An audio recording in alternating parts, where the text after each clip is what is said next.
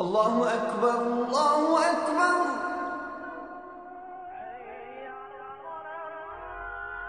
الله أكبر الله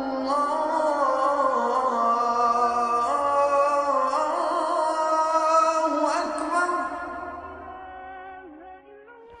أعوذ بالله السميع العليم من الشيطان الرجيم. بسم الله الرحمن الرحيم. Assalamu alaikum wa rahmatullahi wa barakatuh.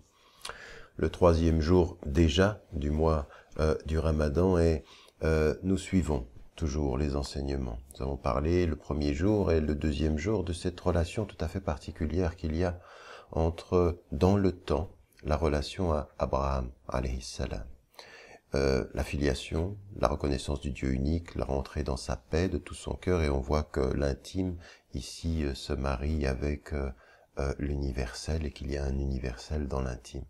Il y a une autre chose qui est importante, c'est le rapport à l'espace. Autant nous avons parlé du temps, il y a le rapport à l'espace. Et ce que nous avons au départ dans la tradition musulmane, d'ailleurs le prophète lui-même le dit pour tous les messagers, mais lui-même va vivre l'expérience du désert.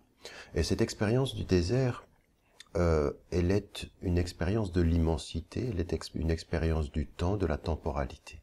Et chacun d'entre nous doit se souvenir, et doit le vivre en l'occurrence. Quand nous jeûnons, il y a un rapport au temps, à la temporalité qui change. Et ce rapport au temps, il vient aussi d'une certaine façon d'être par rapport à son corps, par rapport au fait de jeûner. Et on s'aperçoit que dans la tradition religieuse, dans les traditions spirituelles, le rapport au temps change, mais le rapport à l'espace est très très important. Il y a une certaine façon de regarder le monde autour et de le vivre. Et le prophète alayhi salam, il a été éduqué dans le désert. Il a été éduqué dans le désert, il a été un orphelin de père d'abord, puis un orphelin de mère. Amina, sa maman disparaît, il est pris en charge par Halima, et il va de ce point de vue-là être dans le dénuement. Toute l'expérience du jeûne, c'est l'expérience du dénuement, du retour à ce dénuement-là. Cessez de manger, cessez de boire, revenez à la simplicité de ceux qui n'ont ni à manger ni à boire, et changez votre rapport au temps, changez votre rapport à l'espace.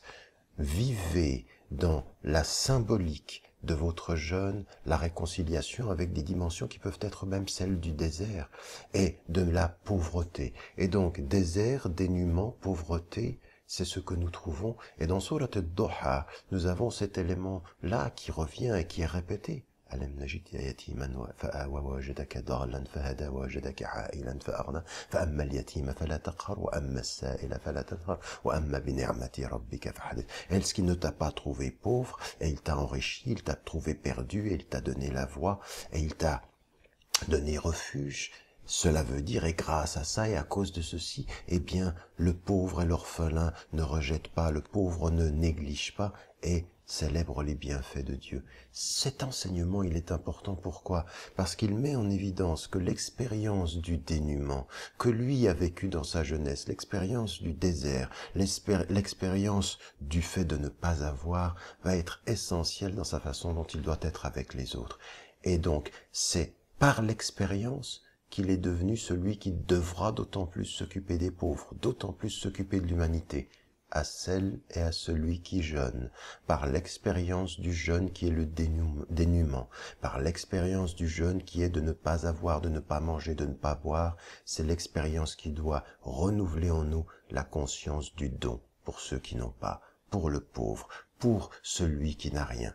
Que cette expérience du jeûne soit l'ouverture de la conscience à la nécessaire solidarité humaine. C'est aussi cela, le Ramadan, et dès le début, dès les premiers jours, Inch'Allah, que Dieu nous aide à nous en souvenir. Et n'oubliez pas, n'oubliez jamais de dire à ceux que vous aimez, que vous les aimez.